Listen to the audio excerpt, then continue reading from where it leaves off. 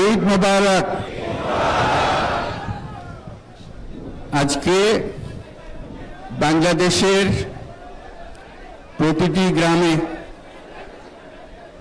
প্রতিটি বাজারে, প্রতিটি গঞ্জে, প্রতিটি শহরে ঈদের জামাত অনুষ্ঠিত হচ্ছে।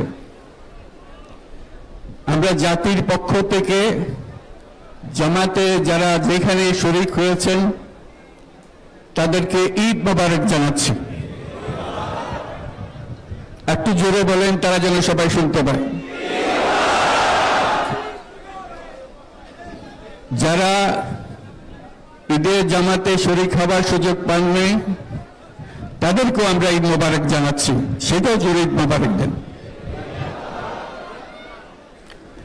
আমাদের মা বোনেরা, মহিলারা যারা ঘরে আছেন তাদেরকেও আমরা জাতির পক্ষ থেকে ঈদ মোবারক জানাচ্ছি। আমাদের প্রবাসী শ্রমিকরা যারা বিদেশে আছে, সারা বছর কষ্ট করেছে, আজকে হয়তো ঈদের জামাতে যেতে পারবেন কিংবা যেতে পারবেন না, কিন্তু জাতির পক্ষ থেকে আমরা তাদেরকেও ঈদ মোবারক জানাচ্ছি। যারা বাংলাদেশিরা আছেন পৃথিবীর বিভিন্ন দেশে, জাতির পক্ষ থেকে তাদেরকে আমরা ভুলে যাইনি, তাদেরকেও আমরা ঈদ মোবারক জানাচ্ছি। যারা হাসপাতালে আছে, রোগী, বিভিন্ন কারণে ঈদের জামাতে যেতে পারেন নাই, তাদেরকেও ঈদ মোবারক জানালাম। ঈদ দূরত্ব ঘুচানোর দিন, নৈকট্যের দিন, ভালোবাসার দিন।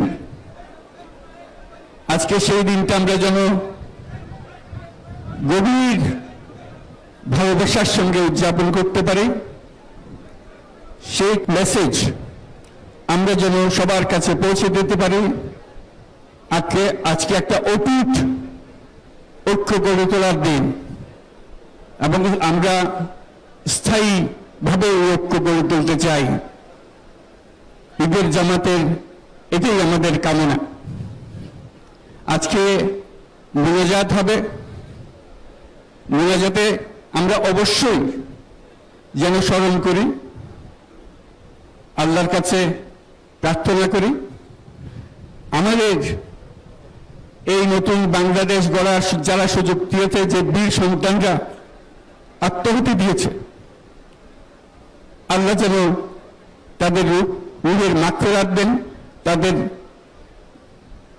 শান্তি দেন। আমরা তাদের মোনাজাতে সেটা যেন আমরা অংশ রাখি।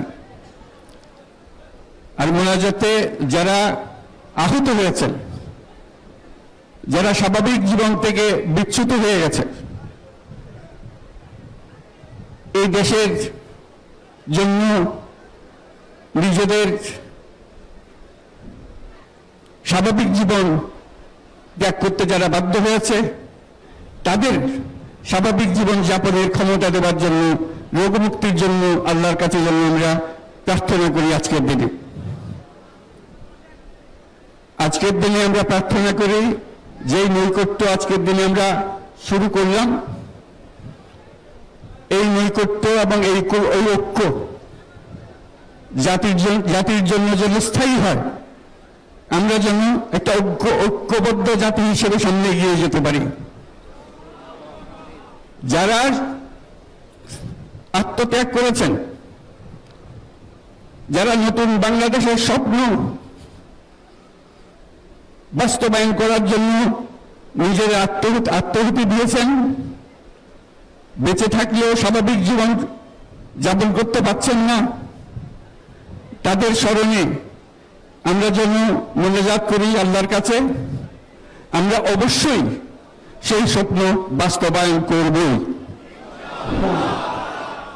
শত বাধা সত্ত্বেও, যত বাধাই আসুক, আমরা ঐক্যবদ্ধ জাতি হিসেবে এই নতুন বাংলাদেশ গঠন করব ইনশাআল্লাহ। এই মোনাজাতটা আপনারা সবাই মিলে একসঙ্গে করবেন। ধন্যবাদ সবাইকে। ঈদ মোবারক সবাইকে।